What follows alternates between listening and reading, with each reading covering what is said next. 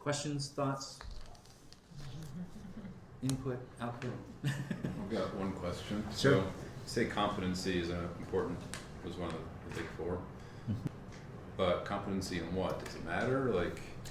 So good, excellent question, because you have to clarify that these psychological needs are all perceptions, not circumstances. Meaning, how you perceive your ability to accomplish what you think is important in that situation is how you meet the competence need. It does not matter objectively what your competence level is. So it is not competency in the idea of there is some standard against which you or performance, some performance level. That's not it at all. It's entirely how do I perceive my ability to achieve my goals in this situation. So then the question becomes, well, one, when you're first learning something, you're always incompetent. Yes, that's true, but you recognize some level of like if I tried to start throwing I'm completely incompetent at that. But as soon as I start playing with I can make shapes, I can make it a bowl, I will still have some perceived level of I'm accomplishing something. Let's see if I can do that. Now, if I think I'm going to make a porcelain vase that with sides this thin on the first try, then I'm going to give up and I'm going to move on to something else. So if I set a goal that is way beyond my ability, then I will get so frustrated as to give it up. So objective competence isn't entirely irrelevant, but the process of meeting the need is entirely internal. So when you look at children, then when they start playing with something, they don't really have an expectation of what their level of competence objectively is or should be. They just that looks interesting, I'll play with it and see what happens. Well, and could I also argue that the initial competence in that scenario isn't whether or not you can make the vase, but whether or not you can turn it on without cutting your hand off, right? And so there's stages of competence that make it approachable to even try. Right. And I think that's where we fail, is we have so much of people seeing the vase and going, well, I'll never be that good, and so they never learn how to turn the machine. That's right. And one of the properties of childhood is not having built up those kinds of expectations, not looking at the vase and saying, therefore I'm going to try the wheel. It's look at, vase doesn't connect with wheel. They didn't know that was made there. Mm-hmm. So when they see the wheel, they're just ooh, that looks fun. I don't know what that is. I'll figure it out, Or I see someone using it and can I play, Mm-hmm. So the blessing of childhood is that you don't come in with so much baggage. It's the curse of adulthood that, how competent can I become, or can I make the vase? Can I, you've got all these expectations that interfere with the joy and the learning, and thus part of what makes this model important, because it focuses on agency. If agency is the central factor of educating someone, it doesn't matter what the objective standard is. Mm-hmm. We can say if someone chooses to pursue a standard, fine, but that's not what's going to educate them. That's simply going to be something that, in fact, standards are great for those who choose them. It's imposing standards. It's a form of organizational or societal demand that there should be these objective standards, and it should have a 5-point scale on which they rubric that they then pursue. That is not consistent with the psychology. Yes. I'm curious to get your perspective, because relatedness, autonomy, and competence are things that we have been talking about at this school for the entire time I've been involved. We typically talk about these things in the context of self-actualization. Mm-hmm. When I hear you talk about agentic engagement, I hear in my mind, my brain just translates it to self-actualization, encouraging and fostering self-actualization in kids from as young of an age as ideally possible. Right. Do you see a distinction between the term agentic engagement and self-actualization, or are those synonymous? Yes, I see a big distinction, because my understanding of the source of self-actualization as a term is from Maslow. Okay. That's where I've heard it, and that's the only history I know of it. It may have a deeper history that I'm not aware of, and that's fine, but Maslow was wrong. There is no hierarchy. Look at people who fast. Mahatma Gandhi fasted as a form of social justice moving. He was having much higher goals, but he was starving himself to do it. In fact, he nearly died several times from his fasting. if there was a hierarchy, that should not be possible. Okay, he was wrong about the hierarchy.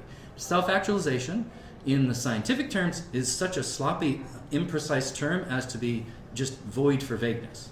Nobody knows what self-actualization means in the scientific community. Lots of people throw it around, but so this is one thing that what I'm offering is not a replacement for all your words. It's just an additional way to be precise, because it's based in a scientific community that itself is intellectually conservative. It has, when this was developed in the early 70s, it was Edward Deasy and Richard Ryan, who are the founders, said, okay, let's be one. They kind of scanned the literature and said, what are the things, like, they had the notion that needs are probably important, because Maslow was, they were, I think they knew him, or some, that was their context, right? So they started to say, okay, but we need to be more precise and we need to be clear about it. So we're going to scan the literature and kind of come up with, there's this great term, a fancy term for not too esoteric, but not too off in the wind or what, okay, let's be relatively precise as we can be without, and then they set conditions for defining something as a primary need. So now there's 11 of them or something. So the main ones are, it has to have, supporting the need has to have a positive effect on well-being. Thwarting the need has to have a negative effect on well-being. It has to be evolutionarily plausible. It has to be universal, cross-cultural, which they have not done all the possible cross-cultural research. There's actually legitimate criticism around STT. It has not done enough with LGBTQ communities. It has not done enough with many marginalized communities. It has done some, but not enough. There are research supporting the needs model on all the populated continents, but not in every population on those continents. Nobody's gone to the untouched tribes in Brazil and tried to figure out how to do that research with them. But as far as the autonomy, competence, and relatedness, I've never heard anyone argue against those. Nobody's saying that. Oh, well, actually, that's not true. That's not true. There was a very specific. There was a research group that was looking at. I can't remember exactly what they were looking at in the Bay Area in California, where there's a large Asian population, and they interpreted their results to suggest that Asian children did not need autonomy. As a response, a group in Hong Kong set up a research project to specifically test that hypothesis. Are Asian kids not needing have a need for autonomy because of a collectivist culture? That was what they were kind of justifying it as. So they took, I think it was third grade children, and had them choose puzzles. Okay, so they themselves chose a puzzle. And then they had another group where they said, your peers chose these for you. Which is literally true, because those kids chose a puzzle and they just gave them those puzzles. Okay? So, and then they had another group where they said, your mothers chose this for you. And then they had a fourth group where they said, your teacher chose these for you. Okay? So, highest autonomy, the place you would obviously think it would be, when they chose it themselves. Now, where was the least autonomous group? Mother. Any other guesses? Their peers. Oh. They felt the least autonomous when their peers were choosing it for them. Oh. Now, the interesting thing is with mothers and teachers, when they looked at relatedness, the lower the relatedness, the less autonomous they felt. And when they had a high level of relatedness, they felt almost as autonomous as if they'd made the decision themselves. It's the relationship between mother or teacher. The relationship with that valued other makes a huge difference. So in this context, we can say, nobody's replicated that research in a Western context yet, and I think I know why. But I think the most interesting thing would be to replicate that research and include democratic schools, because I think you, instead of finding a correlation between it would still be a correlation between the relationship with the adult and like an adult facilitator in one of these communities, but you'd also probably find a relationship with the amount of time they've been in that school, because the depth of relationships is going to be related to that, right? So it'll be really interesting, because if it's true that a valued other, independent of culture, could make decisions for somebody else and feel as autonomous as if they'd made it themselves, that's really interesting. It actually, if that were true, it calls into question some of the ways that we talk about democratic schools and the ways that we are cautious about how we act as adults. I think right now, you're absolutely right to assume that you have to be as minimal as possible. I think that's absolutely the correct attitude, because we don't know. But in an Asian collectivist society, we have evidence that, in fact, if the relationship is appropriate, then yeah, the adult can tell them what to do, literally. And they will still feel autonomous about it. But that's only in the context of a high level of relatedness. They still feel the most autonomous by making their own choice. A little bit more, yes. So when if I have the opportunity to really delve deep, I've been to Shanghai, I've been to some Asian societies to speak on it, present my stuff. This wasn't developed yet, but hopefully soon. But if I were to get a chance, I would really want to play with, okay, let's figure out what are the boundaries of that, because there probably are some boundaries. And then the question is, if you're going to focus on relationship, and the Asian schools are much higher in terms of building relatedness than Western societies. It's part of the nature of being collectivist culture. People talk about Japan as a high scoring on PISAs and all that, right? And then they say what they have like a 220-day school year, and then they say, oh, but we've only got a 180-day school year. We should have more days. But when they looked at how the difference in actual focus on academic stuff, ours were the same. What they do with that extra time is community building, relationship building. They're actually building stronger relations amongst their community. And so that investment is paying off in what they value, in this case, test scores. I think there's a large question of the value of that, but for them, they're achieving something because they're building on relatedness. And then you also have problems later where they have very high suicide rates, so they're clearly doing something wrong as well. And they're not reproducing. Yeah, that's not making babies, because there's so much they have a negative pressure. population growth. Yeah. So I'm not saying Japan's to be held as an ideal. I'm just saying in a collectivist culture, they value building relationship within a community because of their collectivist orientation. And I think that's something we can, you're doing the same thing. Like all your schools are built on, let's just have great relationships. And we're going to, as adults, pare back our authority to the absolute minimum in order to ensure that those relationships are as deep and as effective as possible. And from what we know, that's exactly right. And we have, as Peter Gray put it in his academic paper studying something like, there's no detriment to thinking about schools in this way. Now, I think that there are positive things about this, and that's the case that hasn't been made. And that's, I think, where Peter Gray, when he wrote that paper, didn't have a framework like this to say, oh, but what is truly beneficial is that, yes, they may end up in effectively, demographically the same place, but the quality of that time between those 2 points is wholly different. That's where the quality of experience in schools that support children to have their human needs met is way higher, measurably higher. That's what my data show. If they're more engaged, if their patterns of motivation are more autonomous, and that's maintained, then that's really valuable, because that means they had a good childhood. And when they don't, it's not. Go ahead. Did you have to? Oh no. Okay. Oh, all right. I was. Coincidence.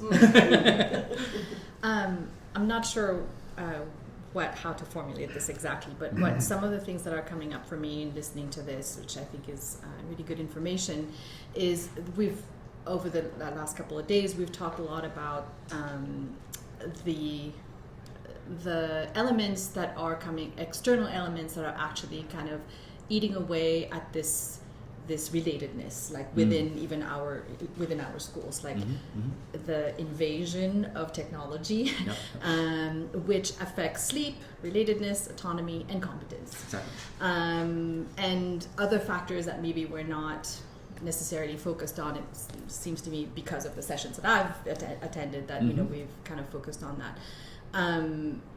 so I'm just wondering, in with the approach that we have here, how do we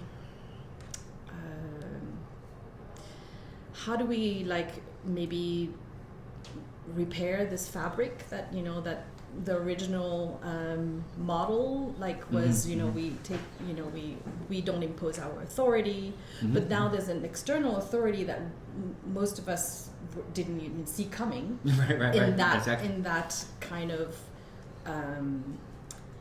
strength, and rebuild kind of like this fabric, so that these universal psychological needs are.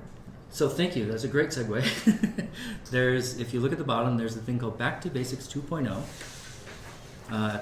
It's in the box labeled Standardized One-Size-Fits-All Recipe for Catalytic Pedagogy. Catalytic Pedagogy is my name for the generic term of how I'm going to describe schools. Now it's refined to agentic schools to describe them particularly. Can I ask one question before we transition to that? Sure. And that is quantity versus quality. So like one of the big things parents come to us with is like, oh, but they're not doing anything. When they do it, they may have agency. But is there some point where you're not giving enough motivation or creating the right soil for them to do enough? Or is that just parents being overly worried because they see all these other kids being driven in circles with busy work and they're surprised that so much less busy work is maybe going to work? Yeah. Let me address hers. Okay. And then let me know if there's still loose threads that I should pick up to answer that as well. All right. So Back to Basics 2.0 is my way of sort of honing down what does all this mean to shifting things. In particular, what I had in mind here was what can mainstream schools learn from schools like yours? That literally was my thought process. And I had to write a 500-page book to really explain it, because you do have to go really deep into why things are the way they are, and I have some ways of thinking about that are different from others, and for certainly going more deeply. What we have is not an industrial system in the mainstream. What we have is a 10 to 15,000 year old system that just happens to have an industrial overlay. The problem started 10 to 15,000 years ago, not 150 or 200 years ago. Okay, so as I'm thinking about that, when I think deeply about, okay, why are psychological needs undermined? What are they thinking about? What are they doing? Is the first thing is that they're trivializing governance as a component of what happens in a school. Yes, the teacher on the first day says, here's the rules. Or if they're really enlightened, they say, what should our rules be? But then if that's the only time they do it, and they don't set up the conflict resolution process along with it, they haven't really changed the structure of that operation. They think they have. Oh, I asked them and they bought into it. And it's like, yeah, but if you can still kick them out to send them to the principal if they really get egregious, you haven't changed. That's not, if that's your backup, that's a problem. So governance is what y'all focus on. And governance is both decision making and conflict resolution. Those aren't truly separate things. Those are intertwined things. Because in my way of thinking broadly about it is you have to have a feedback loop between individuals and the collective to which they belong. Otherwise, you have a mob, not an organization. Those are different things. And what distinguishes them is there's a feedback loop in an organization that says, here's who we are, and you are or you are not one of us. And we will kick you out if you're trying to be here and you're not one of us. And that's what you do as well. You say, we don't do that kind of violence. We don't do violence. We don't do any kind of violence. Some places it's we don't do that kind of violence. We'll do other kinds. That's more mainstream. And they may not even realize the harm they're doing. So my way of sort of underneath that says more self-management, less bureaucracy. So I take seriously, what's his name again? There's a sociologist, Max Weber. He's the one who really clearly defined bureaucracy. And it's rule-bound, it's interchange. Every person is interchangeable within the whole hierarchy, which And then there's a whole bunch of other properties of it. And I think he perfectly described exactly the enemy which we need to fight against. Dehumanization. Is that ultimately what every organization in bureaucratic sense is doing is dehumanizing. So we have to fight bureaucracy. Now that doesn't mean organizations have to be small, because there are large organizations that really do a good job of engaging people in learning. There's an amazing Chinese company called Haier, which started off making basically kitchen appliances. Every employee in the entire company is only 2 levels from the CEO. It's a completely flat organization. Almost completely flat. And they do self-organizing units in this company, which is a global company that has billions of dollars in sales and it's amazing. So it is small is not a property that you need to maintain. Big can work, but you got to be on the ball about, does this work? How can we make it work? If it stops working, how do we fix it? How do we make it better? And they were originally a state-owned Chinese industrial enterprise.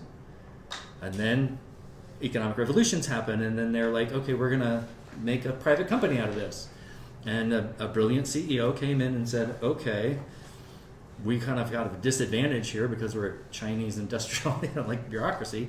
But then miraculously, and there's several books about it, he got it to change. And it's like, okay, that's really helpful for me to understand, because it says a massive corporate bureaucracy can become something utterly different, and not by becoming smaller.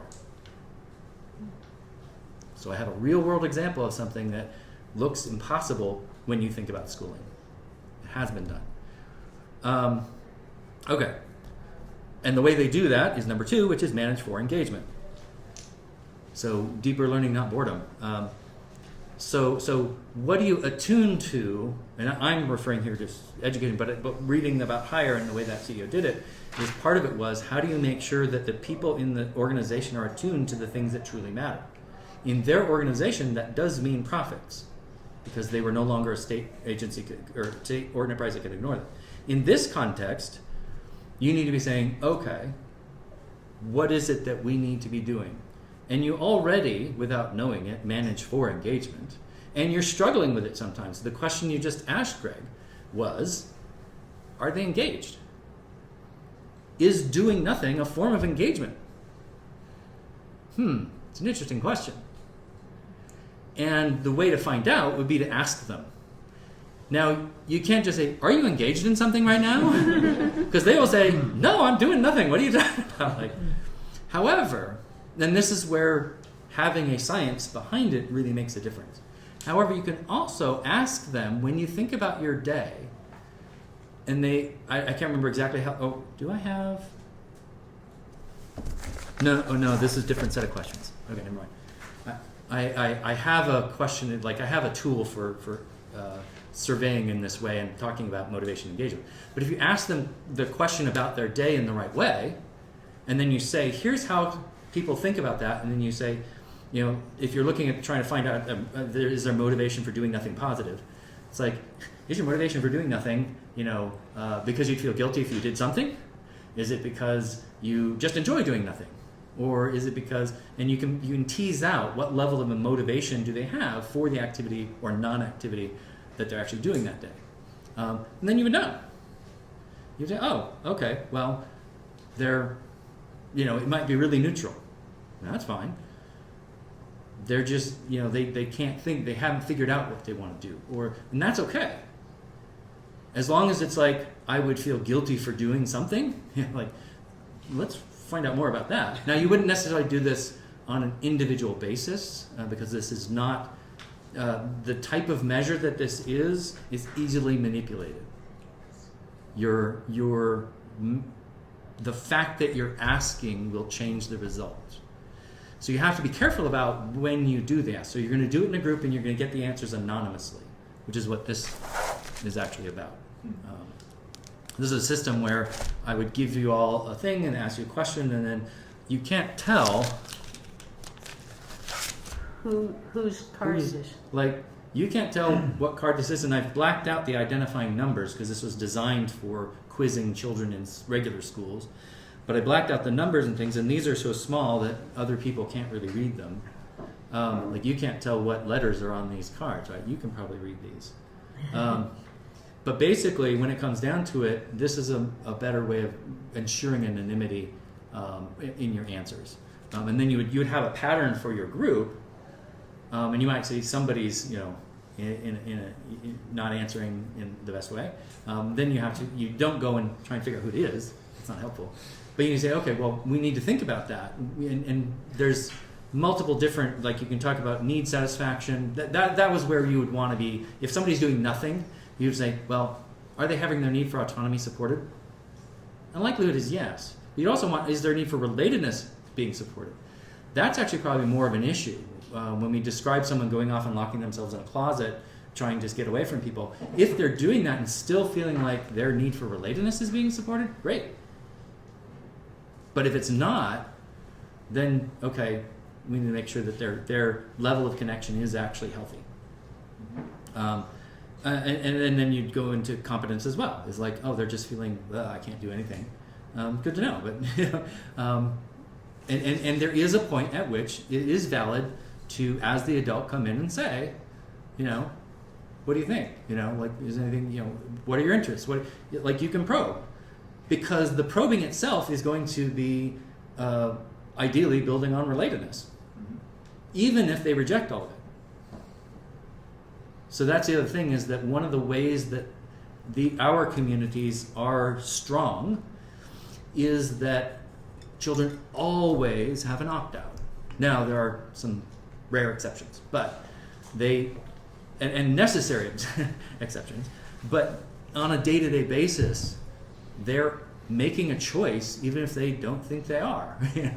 The choice to do nothing is still a choice, and because there's an absence of coercion, then they don't have an excuse about the choice and this is the thing. The way that the SDT got started was Edward Dacey was one of the people who did the research where they took children and had them paint or draw 3 or 4 year old children, so small children, and then rewarded them for having drawn. Now, this was because the dominant psychological framework was behaviorism, and I'm a behaviorist. We can get into that conversation, but that's it. The behavioral model was, if you reinforce a behavior, you get more of it. And you probably have heard this story, because it's a famous bit of research, is when they did that, they got less drawing behavior, less of that behavior. So that called into question the behavioral model. It said, wait a minute, something else is going on. It did not invalidate the behavioral assumption. It said there's a nuance to it. So you're probably familiar with Punished by Rewards by Alfie Kohn. He misrepresents a whole bunch of stuff. Some of it was because the research hadn't gotten far enough. Some of it's because he was just basically peddling an ideology and selling books, which he did very well. But behaviorism, so he's literally arguing against behaviorism in that book. I had a class with one of my professors who was a friend and colleague of B.F. Skinner, the founder of behaviorism. Like, I'm in the line, right?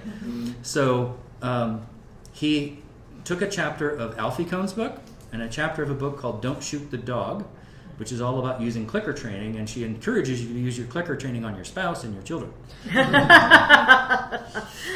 So she thinks that behaviorism is the answer to all the world's problems, and he thinks, it's a heinous crime against humanity. Okay, and Professor Nuringer was asking, who's right? And I think they're both right, because everything she promotes as effective behavioral practice is one-on-one. Everything Alfie Kohn criticizes as ineffective behavioral practice is groups. I did research. I have a published credit in a leading behavioral journal for a study where we had 5 rats in one box. That was an innovation in 2012 when it was done. Okay, not too long ago, an innovation in behavioral research was using more rats. More than one. More than one. Yeah. Now, we had a slightly different kind of box, and we weren't getting them to push levers. We were just having them feed. So it was a slightly different paradigm. But the point is that behaviorism is a really good model for one-on-one interactions. It's a terrible model for group interactions. And if you were to take the actual assumptions that behaviorists make and apply them properly in schools, you would not see mainstream schools doing what they're doing. Because when we did our research, or when we're working with rats in Skinner boxes, because that's literally part of, I've been trained in that, you had to take their preferences into account. Some rats like banana pellets, and some of them like the broccoli pellets, and some of them like the, you have to take that into account. If they don't want your food, that doesn't work. You have to make sure they're hungry. Our rats lived in an environment in which there was 24/7 control of lighting, humidity, air. They all lived with a playmate. So that's another thing, is that the housing and care of rats has evolved from some really harsh elements before. It's not pretty. There still may be legitimate criticisms of how that research is done and the welfare of animals in it. But as far as the behavioral research, another thing that's important that we did not do, but that is important when you're using a Skinner box, is you do something called shaping.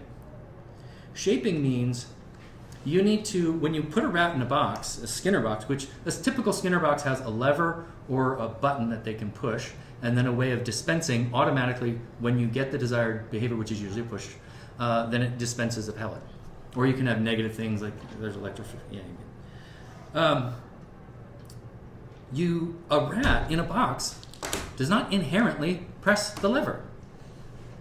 They don't know to do that. They don't know what's going to happen, so they won't do that. So you have to actually put them in the box, and at first, when they get a little bit closer to the button, you feed them. And then they get a little closer, and it's called successive approximation, and then you keep getting closer and closer, and then you get them to do the behavior. That's called shaping, okay? Now imagine if they wanted to take that assumption from behavioral research and apply it in schools, okay? Could you imagine if they were going to take every kindergartner and have one-on-one behavioral shaping before they arrive in kindergarten in order to ensure that they will sit still and follow instructions, okay? You think the budget's bad now? Try to implement shaping before they ever get to school. Completely unrealistic. You Totally left out the wacky. breeding part. Oh yeah, that's the other thing. Is our rats are called? I don't remember the name, but they have a brand name because they're specifically bred for behavioral training.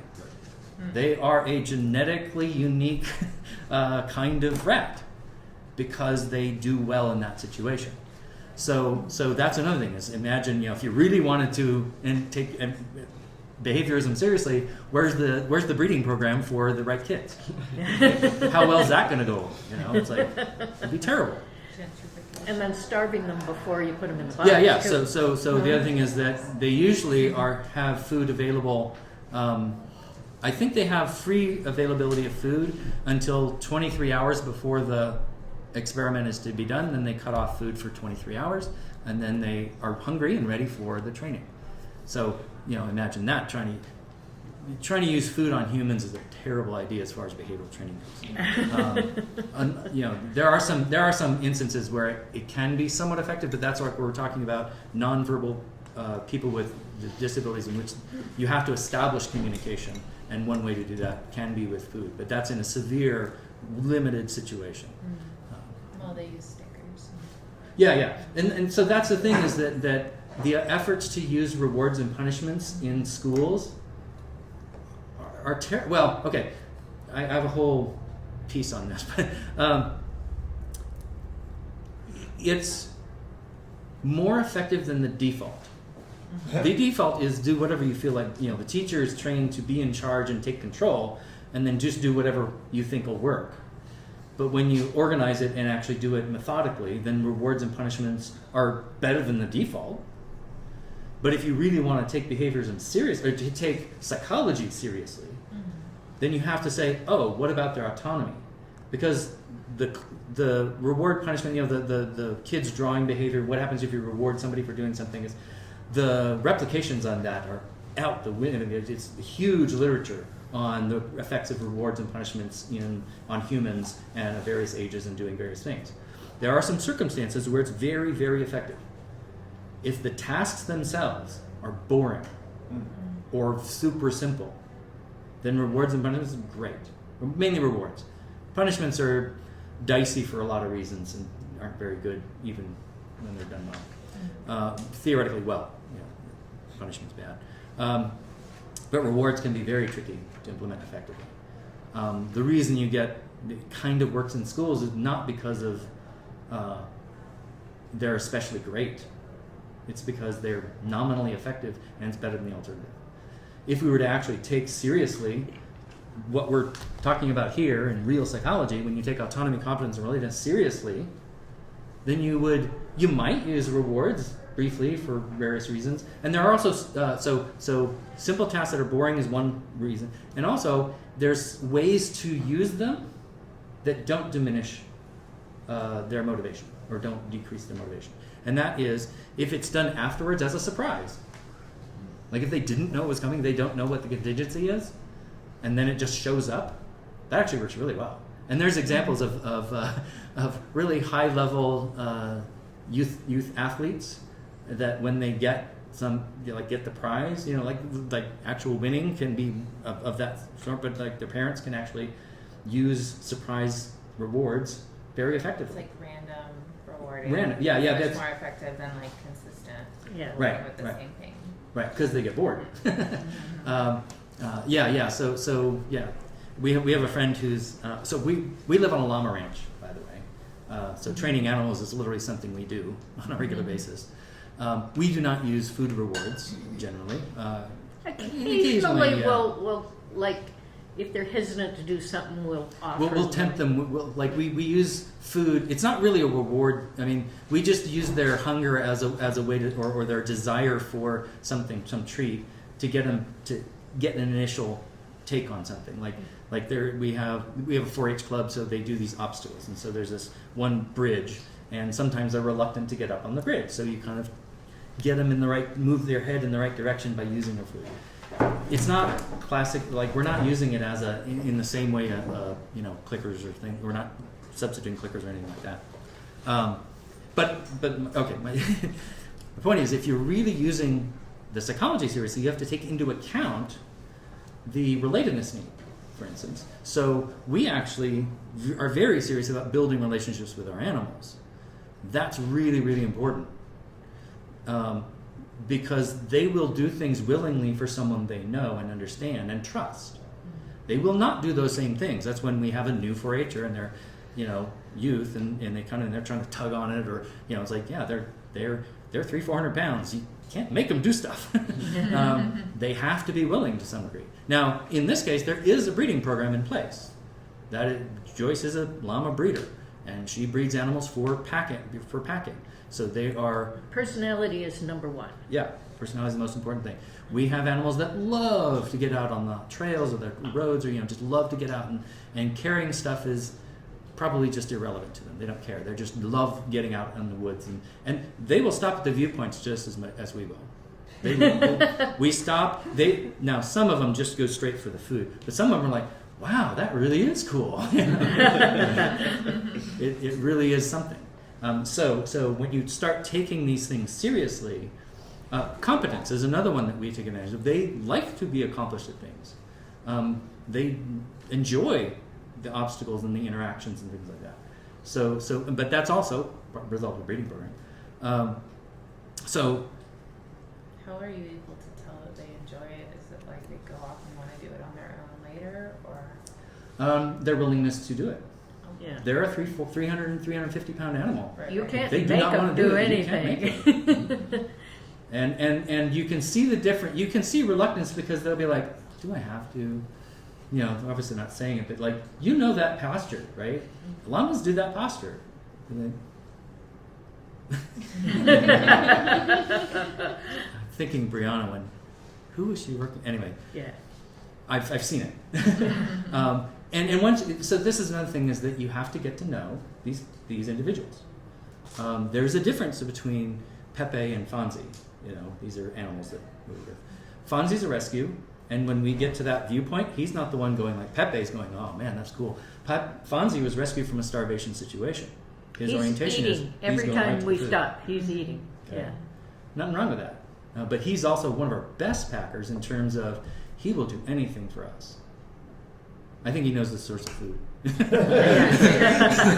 Although actually, on a day-to-day basis, we're not the ones who actually feed him. We have a ranch, and the reason we're able to travel and do cool stuff like this is because we have a ranch, and she does most of the feeding. So it can't be entirely that. And But- she has a very close relationship with all of Yeah, us. she knows these animals. She has them on verbal commands to some degree, Yeah. which is pretty. The llamas are at least as smart as dogs. She says they're smarter, but Do you think it's an expression of gratitude? Is that what you're saying? Like when yeah. I mean, I wouldn't say gratitude exactly, but appreciation. Like they know who we are, we know who they are, and we appreciate each other. Appreciation or relatedness? Huh. Like, I wouldn't feel make a like they're distinction part of there. your pack? Yeah. I mean, I wouldn't. Appreciation is sort of just a fuzzier term, whereas relatedness I can go into a scientific definition. Okay. But appreciation is certainly part of that. But yes, that is actually the part of the point. Is we meet their needs, we respect their autonomy. That's another thing. Is we operate on the assumption we can't make them do things. In a technical sense, you can come up with ways to make them do things. But they're 350 pounds. It takes some effort. And But we respect their that autonomy. takes several people. Yeah. and that's to say we haven't had to do that on occasion, but usually with animals that are from a rescue, like Cowboy. Remember Cowboy and what was this? What was the other one's name? Anyway, these two animals were rescued, and when they came to us, we would try and get them out of the trailer. Cowboy and Chill. Chill. Yeah. Chill would immediately collapse to the ground. Okay, 300-pound animal, and he had not been haltered. And we have a halter on him, and so he says like, "Oh, you're torturing me." Cowboy was named for Cowboy because he would do the bucking bronc thing. He was like, "Fuck you, I'm out of here." Forget it. But we had to take care of them. Lorna has. Yeah, please. I don't mean to belabor the Yeah. point. I'm seeing some parallels between these kinds of behaviors and some of the behaviors of some of the students who come to our school. Like, one collapse to the ground, and one like fuck you. In the sense that these behavioral patterns that have come from whatever their situation was before they came. And perhaps also what is currently going on Yes, at at home, home. culturally, etc., etc. Yes. So to take the psychology into account of building relationship, so that these very, I'm still going to use these words because Yeah, go they're ahead. very powerful external elements that feel like the reward is much faster. Yes, To engage with, to relate to what is going on in their that's correct. device, their game, their etc. That creates maybe a little bit of relatedness with their peers when they're playing a game together in the same room and all of this. How to build this relationship with them as an adult who's there, who hopefully is continuously learning about the psychology of what we're seeing. And again, like to repair the fabric of community, which is for me, I feel like really centered around relatedness. Yes. So that relatedness and feeling autonomous within that fabric of the community. Yes. So just there was really interesting research on what are the relations between those needs and how they fit together. One is they're very difficult to separate, and so they generally just say they are interrelated. But if you're starting out, you start with relatedness, because relatedness only gets you so far in terms of actual improvements in well-being. You'll plateau if only you're doing relatedness. So autonomy and competence are the ones where you get really get improvements and changes. Is relatedness think of it as a foundation, and then you have to build on that, and building on that really needs to be first relatedness, then autonomy. I would put it in, if you had to put it in order, relatedness, autonomy, competence.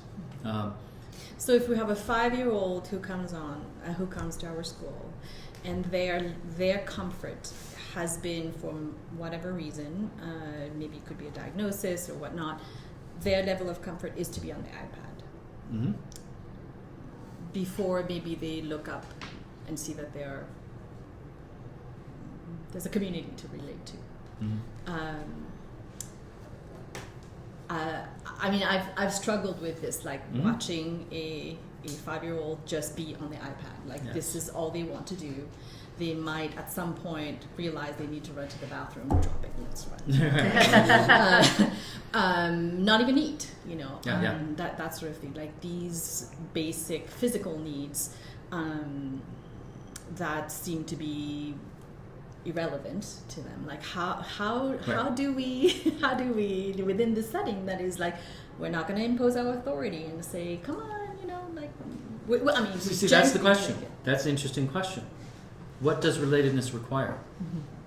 I guess that's my question. Yeah, exactly, and that's exactly the right question to ask, because I mean that actually gets to the third point here, which is improve citizenship with need support. Now, Can I propose an answer to that? Sure. Let's see how it goes.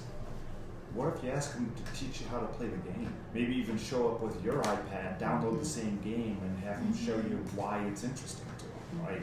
And build the relatedness through the thing that he's comfortable with and demonstrating, and let him be the expert. Right. Right. Yeah. And those games are so complicated, it makes me crazy. Like, but how does that work? Yeah. Like, oh, how do I get past? Can you get past this level for me? I'm like, I don't even know what the things on the screen are. And then they Which get also to be the promotes competent competency. one. Right. Yeah. Right. And gives them some confidence because now they realize I know more than the old guy. Yeah. So it's magical if you can put yourself in their context instead of hoping they get to yours. Right. And I would also suggest one is use that as the tool, and the other is recognize opportunities that the bathroom taking, they had to arrive somehow and disengage from the screen long enough to get from the car to the room. Is take advantage of those opportunities to say, hi, how's it going? Just minimal relatedness sort of things. And suggest that one of your community guiding principles is some form of we take care of each other. Am I right? Like, I would be shocked if somebody didn't have that, right? I would be like, so part of what you can say is, I'm really concerned that you're not eating. Our commitment is to take care of each other, and if you don't eat, that causes problems. I don't want you to have a problem. So, and then start to negotiate. What do you think? How do you think that need could be best met? Is there a way I can help you with that? Or is there somebody who can help you with that? Or what should be, so you still can inquire. You can always inquire and relate to them in some fashion. Because you're giving, the part of the design of these environments is they're there for a long time. And so you get more opportunities to find that moment when they're coming back. You're not going to get them when they're going, but you get them on the way back and say, hey, something. Now it doesn't have to be, an intrusion. It can be gentle and it can be, and the conversation is not when they're coming back to the, about like, hey, I have a concern. It may not be when they're jumping back in the game. It may be when they're coming in the door. That might be a better opportunity. Or it may be recruiting others so that you're not the only one having that conversation with them. Having their peers like, I noticed he's doing that again. Is that, and it's all driven by that central principle of we're taking care of each other. We want this to be a vibrant and alive and interesting place to be. And is that something that you could do other places? And are there opportunities here that are not being missed because you're doing that here? It's an interesting question. I have a question about asking questions. I brought up when we were talking about, should we put limits on screen time? Like I think I said a statement like it doesn't hurt to ask, and I saw lots of hands go up, And so I guess there needs to be a balance, or what is the balance between simply just inquiring because I'm interested versus that's an imposition. When does my questioning become an imposition? And I guess I'm bringing this up thinking to myself, maybe there's an obvious answer to that, because, you know, it can be a feeling, you know, maybe it's the response that we get from that child, you know, we can kind of tell if they're like, but I was doing, you know, like, why are you inquiring in this moment, you know? Right. So I'm just curious because I've said this many times, I'm very new, I'm happy to be new, and it's really just kind of a question for the group, you know. Yeah, when is my inquiry? Yeah, can I does that have to do with motive or student perspective on that? Yeah. There is no clear definition because even from the student perspective, they're not going to realize that it's imposing or it's crossed that line until they've realized it themselves. And then it's entirely on them to communicate that to you. Not every student is going to feel comfortable communicating that to you. And I hate to use this term, you just kind of have to vibe check them and get subtle subconscious readings on that, and that line is going to be different for every person. And trying to find a clear-cut answer to that is probably not worth the effort because that line is different for every kid too. Yeah, I think that's what I was meaning. Like, I think I'm gonna get like, oh, this is kind of an obvious answer, and that's what I was thinking. It's like I understand that it's like, you know, trying it out, and you know. Well, I'd even go a step further and say, if the question is genuine and any answer is acceptable, you're probably in a good place. And if you're trying to lead them to an answer with a question, you probably want to let the moment pass. Or if my motive is like, oh my God, this kid hasn't eaten, let me ask, how are you doing over there? Like, you know, kids like me with homeschool trauma, you know, as soon as that trigger point happens, crossing the line, it can garner reactions that are very unpredictable. When I was a kid, I didn't like to eat. If a staff member had come up to me and said, hey, you haven't eaten today, what can we do to address that? My answer would have been, I don't feel like it. Stop this conversation right now. Like the line would have been crossed instantly. Other kids sometimes just need a reminder to eat, and they appreciate that you inquired about that. It's so nebulous and granular. But it would have built trust if you said, I don't want to eat right now, and they said, okay, and walked away. Absolutely, right? absolutely. Because then I told you what my boundary was, and if it was immediately observed and respected, then there's interpersonal relatedness. Well, that goes back to the relatedness. Yeah. When you get to know each of the kids better. Exactly. So Josh Like has a belonging. question. Well, I just wanted to say, I think trying to understand your own motivations for asking the question. I mean, like, is it because there's a clear thing that like there's an issue that's been communicated by parents or something where you can say like, hey, your mom is concerned about this. I don't care, but you're going to have to go home and talk to her. So, you know, I'm trying to let you know what that conversation was or whatever it is. But if it's like, you know what I mean? Like if the motivation is something that is just like, I'm hungry and I'm like kind of freaking out because like I know this kid's not eating like all day. Yeah, I don't know. Maybe it's reasonable, maybe it's justified, but maybe it's not. I mean, I've certainly act in unreasonable ways, like in the context of the school, just because of my own, you know, whatever, psychological like stuff. imposing your own perspective. Totally. Just projecting on kids, just doing whatever, you know, just like just being a person in a place, acting in ways that are not sufficiently self-reflective and analytical, and just doing stuff, and you know, I don't know. So another way to I think we're actually over time. Okay, let me just make a final comment. So one way to think about it is that you're in a process of retraining yourself. Your intuitions need to be retrained. Is that you're now in a context that's different from what you may have done before, and so you're trying to figure out what should be my orientation. And so, for instance, if you think food is a hierarchical need and it has to come before all other things, that would inform you to say, no, I have to get them to eat, or they're they're gonna fall apart. Not a hierarchy. That was wrong. If they're committed to it,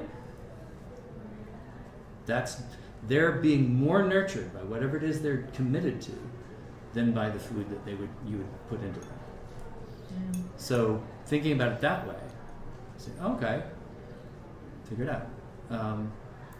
You still have a legitimate concern as a member of the community, and if they start losing weight and they start, really showing signs of other forms of psychological distress or physiological distress, then that's a legitimate concern to raise, and it needs to be raised in a broader community. There needs to be multiple observations to say, I'm not crazy. because we are creative. So we are all delusional about the world. Yes. We are all 100% delusional about the world. But the more that we take in other people's perspectives as legitimate and valid, we can triangulate and figure out, can we be more in touch with reality than we were before? And that's one of the anti-intuitive things that comes from psychology. It's like, no, we are all delusional. And we have to use others to figure out what is real. And that's also why we see the divisions that we have right now, is that our society is falling apart in the ways that we mitigate against delusion. I cannot tell whether they're the delusional ones or I'm the delusional one, more delusional one. I assume we're both delusional. I think I'm less delusional. I can't know if that's true. But I can get with a community and look at organizational and societal structures that were designed to mitigate against the worst parts of our human nature, like science, and say, oh, actually, given that we're all delusional, a scientific process, a journalistic process, a judiciary process, those are the ways we mitigate against our delusions. And we check in with our society and ourselves and others and really say, how can we be less crazy than we are? And, we're in that, we've taken that to a really interesting level in schooling context and with children. And so, Maybe just reframe our thinking about is crazy positive or negative. Yeah, I mean, that's the thing is if I'm accepting that I'm crazy is not a negative thing. Yep. So I just say, let's reframe crazy. It's not always bad. It's not inherently a bad thing. It's interesting. It's fun. It can be fun. Yeah. Put the fun in dysfunctional. Yeah. So thank you all. Thank Appreciate